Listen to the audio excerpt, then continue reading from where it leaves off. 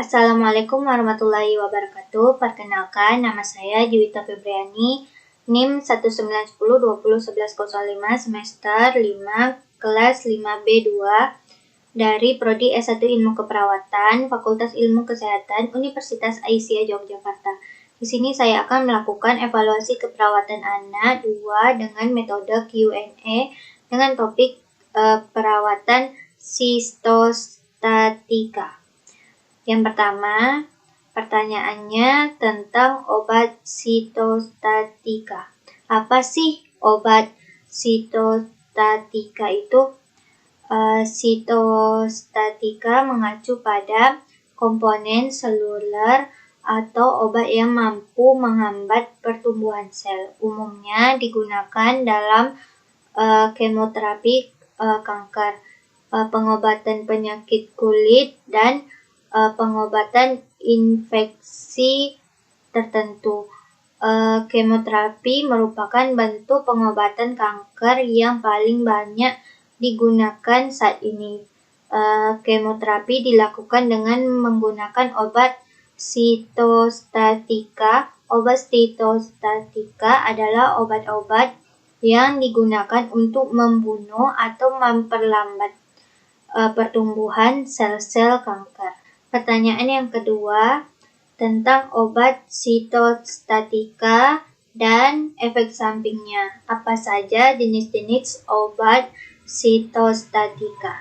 Yang pertama, vincristine adalah obat yang digunakan untuk mengobati beberapa jenis kanker. Obat ini biasanya diberikan sebagai bagian dari prosedur kemoterapi untuk mengatur kanker darah, leukemia, kanker paru-paru, neuroblastoma, tumor otak, tumor Wilms, kemudian sarkoma kaposit, serta limfoma. Yang kedua yaitu methotrexate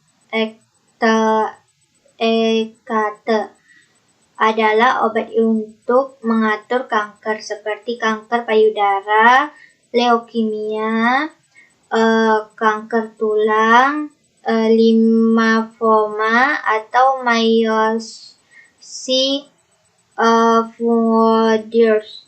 Selain itu, obat ini juga bisa digunakan dalam pengobatan penyakit autoimun seperti lupus. Yang ketiga, cyclophosphamide adalah obat untuk mengalami kanker termasuk leukemia, kemudian kanker ovarium, atau bisa juga kanker payudara. Selain itu, obat ini juga digunakan dalam pengobatan sindrom nefrotik.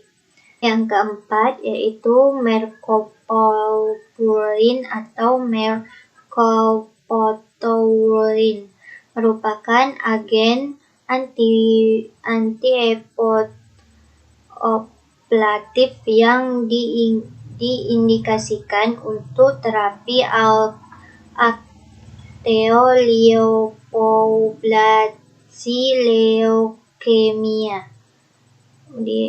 Habis itu, mercaptolin bekerja dengan menghambat proses sintesis purin yang merupakan komponen esensial penyusun asam nukleat sehingga bersifat sitotoksik dan imunosupresif yang menghambat sintesis protein, DNA, dan RAN.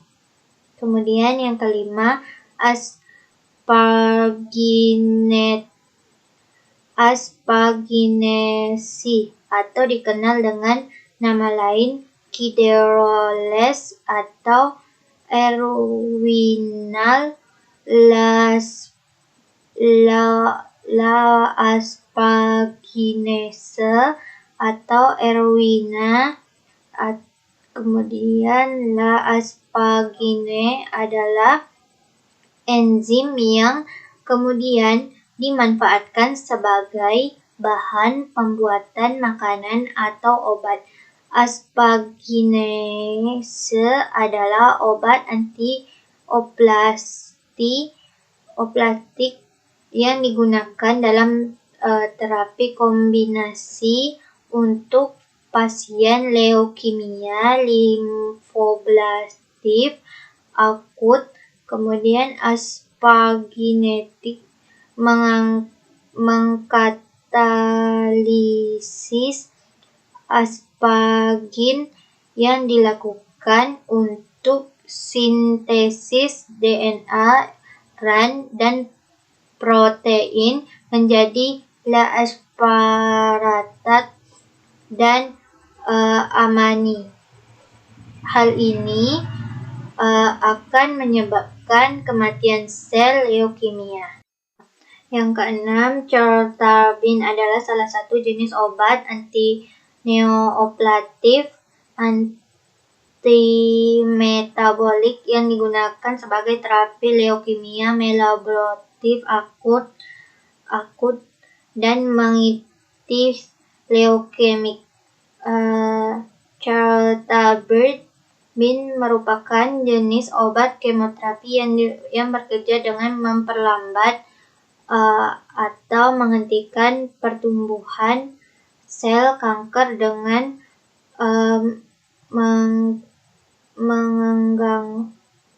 mengganggu sinetik pyrimidin. Etoplasider atau VP16 adalah obat untuk menangani kanker paru-paru jenis lung kanker (SCLC). Selain itu, obat ini juga bisa digunakan untuk menangani kanker testis. Ke-8 yaitu cisplatin adalah obat kemoterapi yang digunakan untuk menangani beberapa jenis kanker seperti kanker ovarium, kanker testis, atau kanker kandung kemih. Obat ini dapat digunakan sebagai pengobatan tunggal dan atau dikombinasikan dengan obat-obatan anti kanker lainnya. Cisplatin adalah obat kemoterapi yang mengandung platinum. Obat ini bekerja dengan cara menghambat pembentukan DNA sel sehingga bisa memperlambat dan menghentikan pertumbuhan sel kanker. Yang ke-9, carboplatin adalah obat untuk menangani kanker seperti kanker ovarium stadium lanjut atau kanker paru-paru sel kecil. Obat ini termasuk ke dalam obat kemoterapi yang mengandung platinum. Apa saja sih efek samping dari jenis-jenis obat sitostatika? Yang pertama yaitu vincristine. Efek sampingnya yang dapat ditimbulkan akibat penggunaan vincristine antara lain rambut rontok, pusing atau sakit kepala, sariawan, mual dan muntah, diare, berat badan menurun. Sebaliknya, jika efek samping tidak kunjung membaik dan terasa semakin parah, segera lakukan pemeriksaan ke dokter. Anda juga disarankan untuk segera menghubungi dokter bila mengalami reaksi alergi obat atau efek samping serius sebagai berikut, yaitu Yang pertama, gejala infeksi seperti demam, batuk, atau sakit tenggorokan. Kemudian kedua, gejala gangguan hati seperti kulit dan mata tampak menguning. Kemudian ketiga, nyeri atau sulit buang air kecil. Kemudian yang keempat, mudah memar atau mengalami pendarahan. Kemudian kelima, gangguan keseimbangan atau koordinasi tubuh. Kemudian keenam, nyeri kesemutan atau mati rasa pada tangan dan kaki. Kemudian 7, gangguan penglihatan atau pendengaran. Kemudian ke-8, kejang. Ke-9, gangguan mental dan mood seperti depresi. Yang kedua yaitu mentalhealth adalah beberapa efek samping yang bisa ditimbulkan akibat penggunaan methotrexate, antara lain sakit kepala, pusing, kentut, gusi terasa sakit dan bengkak, penurunan selera makan, mual, muntah, dan sakit perut, mata merah, rambut rontok. Jika efek samping di atas tidak membaik atau semakin parah, segera hubungi dokter. Jika muncul reaksi alergi obat atau efek samping serius sebagai berikut. Yang pertama yaitu nyeri dada, megi, sesak nafas, batuk yang tidak kunjung membaik, kemudian sariawan, kesulitan menelan atau gusi bengkak yang tidak kunjung membaik, kemudian diare, muntah, BAB berdarah atau urin berdarah. Kemudian redahkan jumlah sel darah yang bisa ditandai dengan munculnya gejala anemia, rendahnya jumlah keping darah atau jumlah darah putih. Kemudian gangguan fungsi ginjal yang ditandai dengan gejala tertentu seperti jarang berkemih, urinnya keluar sangat sedikit, atau bengkak di bagian kaki. Kemudian gangguan fungsi hati yang bisa ditimbulkan dengan gejala tertentu seperti perut yang berat, kemudian penyakit kuning, kemudian hilang nafsu makan atau urin yang berwarna gelap. Kemudian gangguan fungsi saraf yang bisa ditandai dengan gejala tertentu seperti kebiasaan kuku pada leher,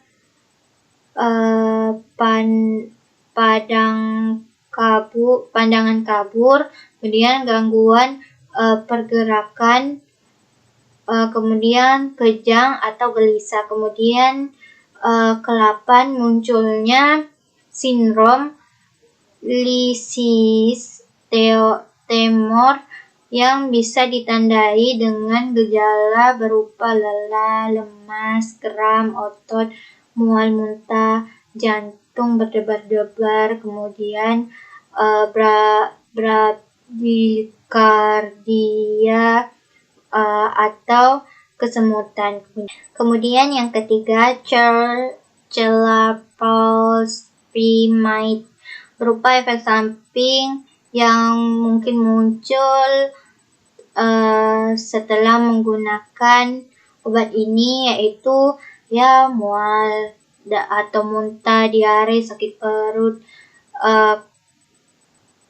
kulit atau kuku berubah warna menjadi lebih gelap, rambut rontok. Jika efek samping di atas tak kunjung reda atau justru semakin memburuk, segera hubungi dokter bila terjadi efek samping alergi pada obat atau munculnya efek samping lain, efek samping yang lebih serius seperti sariawan di mulut dan di lidah yang berat dan tidak kunjung membaik, kemudian mengganggu pada ginjal dan saluran kemih yang bisa ditandai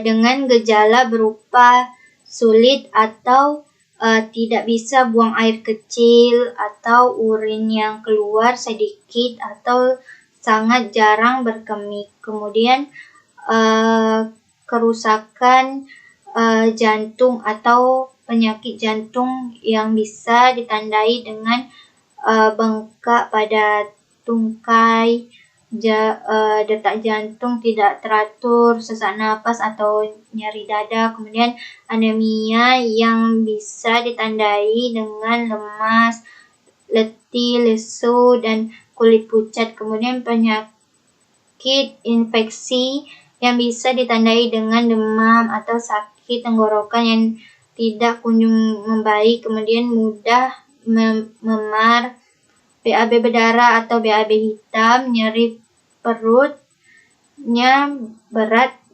kemudian penyakit kuning atau urin berwarna gelap. Yang ke-8 yaitu gangguan mental dan suasana perasaan. Yang ke-4 yaitu merkoplatopurine.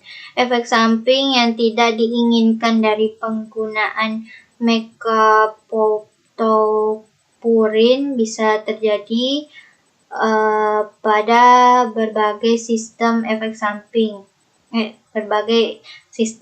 Efek samping utama merkoplatopurine adalah pada sistem limfatik dan hematologi, yaitu supresi sumsum tulang yang mengakibatkan anemia, leukopenia, dan trombositopenia. Efek samping lain yang sering ditimbulkan adalah mual, muntah, stasis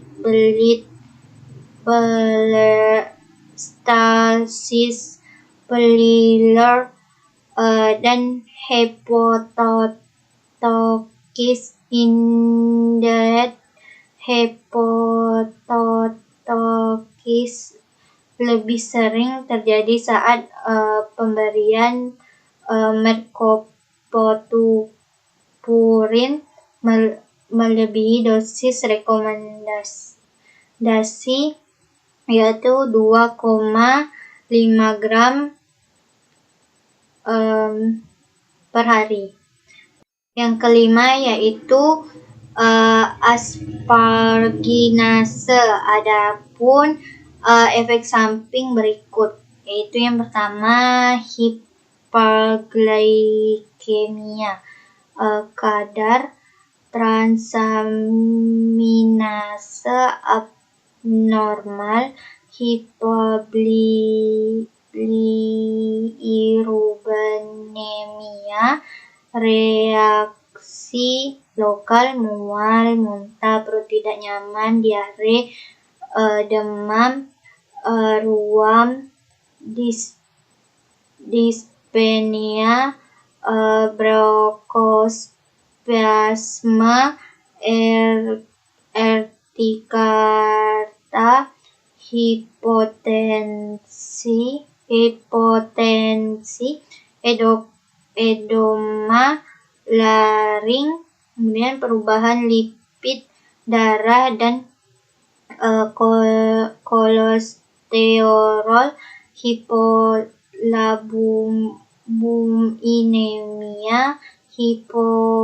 hipermonia, uremia, gagal ginjal, mengantuk, depresi, lesu, kebingungan, pusing, neurotokisitas, halusinasi, kejang, sindrom miring,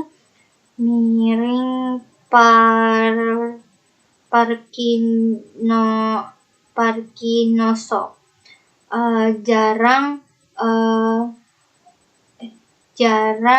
melangia, artritis reaktif, depresi sum tulang sementara, leukopenia berat. Yang kedua yaitu B-potensi fatal, reaksi hipersensitivitas serius, misalnya anafilaksis, pankreatitis akut, hepatotoksisita, trombosis, koagulopati, ketosidosis, hipertemia. Kemudian yang keenam itu cathepsin, memiliki beberapa efek samping berupa melosupresi, anoreksia, mual, muntah, diare, disfungsi hepatik, demam, ruam, pendarahan, hingga arakchinoiditis. Oleh karena itu, penggunaan obat ini harus diawasi secara ketat oleh dokter atau perawat. Ketujuh yaitu esposiden. Efek samping penggunaan obat esposiden dapat menimbulkan reaksi hipersensitivitas, leukemia sekunder, hingga myelosuppression. Selain memiliki efek samping, obat ini juga dapat berinteraksi dengan obat lain seperti menimbulkan efek samping peningkatan mampu menurunkan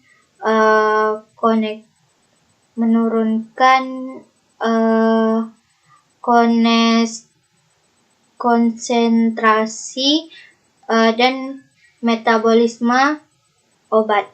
Kemudian yang ke-8 yaitu cisplatin. Ada beberapa efek samping yang dapat ditimbulkan dari obat ini, yaitu mual, muntah, hingga sulit makan, diare, hilang kemampuan indera pengecap untuk merasa makanan atau minuman yang dikonsumsi, kemudian rambut rontok.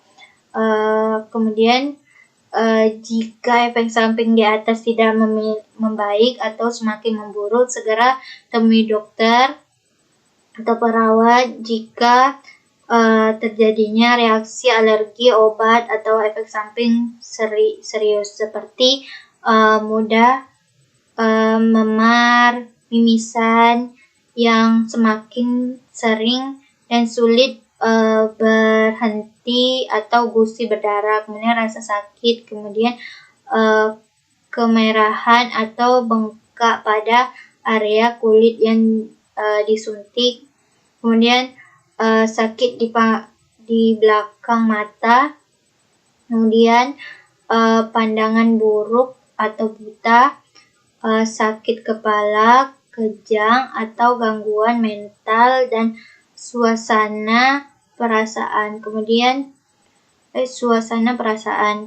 nyeri dada atau bengkak, nyeri dan kemerahan pada kaki. Kemudian gangguan pendengaran yang bisa ditandai dengan gejala berupa tinnitus, tinnitus, tuli mendadak atau kesulitan mendengar suara nada tinggi.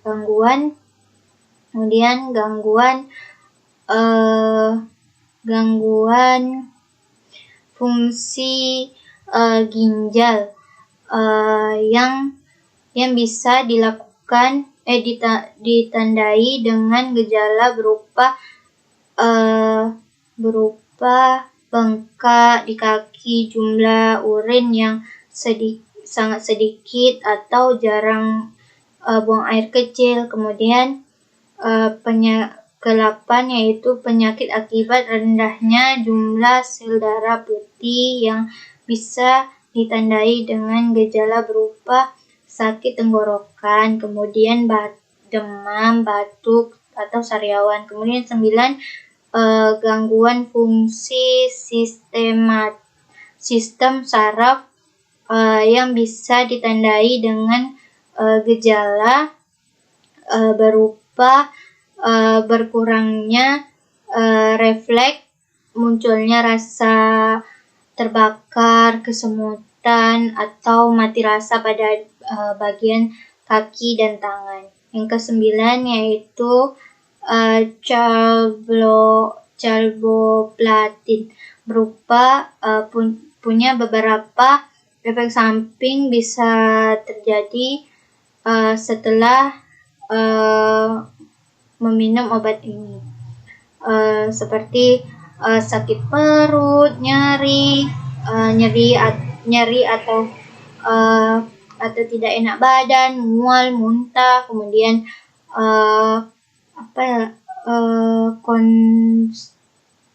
konstipasi, kemudian nyeri otot, sendi atau tulang, rambut rontok. Beritahu ke dokter jika efek samping yang dialami tidak mereda atau semakin memburuk, segera temui dokter atau perawat. Jika mudah reaksi alergi obat atau efek samping yang lebih serius seperti berikut: mudah memar, mimisan, urin berdarah, BAB berdarah, kemudian lelah, letih, lesu yang semakin membesar, kemudian penyakit kuning atau urin gelap, kemudian mati rasa atau kesemutan di tangan atau kaki, kemudian telinga berdenging atau tuli mendadak, kemudian jumlah urin sangat sedikit atau jarang berkemih, kemudian area yang disuntik berwarna kemerahan, bengkak, dan terasa sakit, kemudian demam, menggigil, sakit tenggorokan, kemudian sariawan, kemudian tidak kunjung membaik, kemudian buta sementara atau penurunan tajam penglihatan. Pertanyaan yang ketiga yaitu fase pemberian obat. Nah, apa saja sih fase pemberian obat? Yang pertama yaitu fase induksi. Fase terapi ini bertujuan untuk membunuh sel-sel kanker dalam tubuh, terutama di darah dan sumsum belakang. Kemudian fase konsolidasi. Fase terapi ini bertujuan untuk membunuh sel kanker yang masih tersisa setelah terapi induksi. Kemudian fase reinduksi. Pada fase ini hanya diberikan untuk kelompok high-risk dengan kriteria fase antara lain jumlah granulatif dari SPO WBC lebih dari 100.000 dan trombosit lebih dari 100.000. Kemudian fase maintenance terapi ini dilakukan dengan tujuan untuk menjaga kondisi bebas penyakit yang telah tercapai dengan konsumsi obat-obatan jenis 6 mercapeptide dan methotrexate (MTX). Dan kita lanjut ke pertanyaan yang keempat, yaitu tahap pemberian obat. Nah, apa saja sih tahap dalam pemberian obat? Nah, yang pertama yaitu kita cuci tangan, kemudian pilih area penusukan yang tepat, lakukan dengan teknik aseptik, kemudian hindarasi kebocoran sarung tangan, kemudian pakai pelindung, kemudian usahakan jangan ada obat yang tercecer, kemudian wajah jangan terlalu dekat waktu membuka obat, kemudian buka label pada spuit, kemudian kalau ada obat yang tercecer segera dibersihkan dengan kertas penghisap. Kemudian masukkan obat kemoterapi, kemudian monitor pasien. Kemudian pertanyaan yang kelima yaitu hal yang perlu diperhatikan. Hal apa saja yang perlu diperhatikan dalam pemberian obat? Nah, yang pertama ada 8 prinsip benar pemberian obat, yaitu yang pertama benar pasien. Kita tanyakan nama pasien dan tanggal lahir, alamat sesuai dengan gelang identitas pasien. Kemudian benarkah obat tersebut? Kita cek nama obat sesuai dengan resep atau resep yang telah diberikan sama dokter. Serta pastikan bahwa obat itu tidak kadaluarsa. Kemudian benar dosis, kita lihat jumlah dan satuan miligram, atau gram. Kemudian benar waktu, lihat frekuensi pemberian waktunya, apakah dari pagi, siang, atau malam. Kemudian benar rute, identitas rute dan cara pemberian per oral, intramuskular, intravena, subkular, subpastaria, tetes hidung, tetes telinga. Kemudian benar informasi, berikan penjelasan mengenai tindakan yang akan dilakukan, fungsi dan juga efek sampingnya. Kemudian benar respon, pastikan obat yang dilakukan menghasilkan respon yang sesuai dengan apa yang diharapkan dari pemberian obat tersebut. Kemudian benar dokumentasi, lakukan pencatatan yang meliputi tanggal, jam pemberian, kemudian nama obat, dosis, dan rute, kemudian serta berikan tanda checklist pada daftar terapi obat dan pada daftar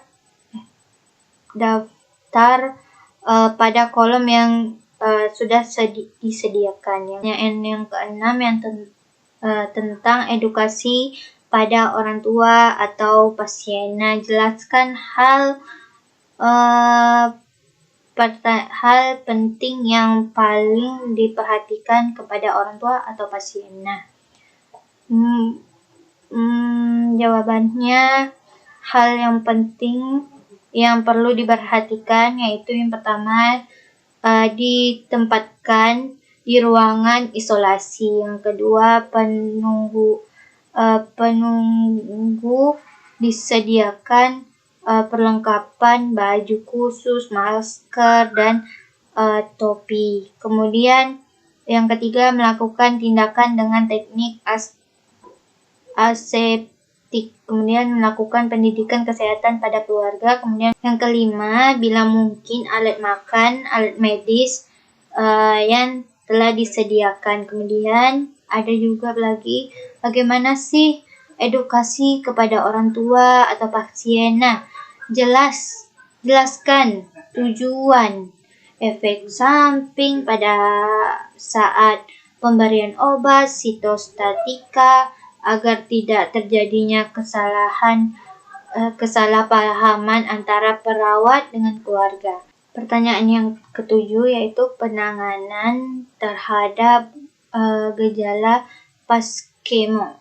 Nah, jelaskan perawatan yang perlu dilakukan setelah menjalani kemoterapi. Nah, yang pertama yaitu penuh nutrisi untuk tubuh. Mual dan muntah memang kerap muncul setelah penderita kanker menjalani kemoterapi. Kondisi ini bisa membuat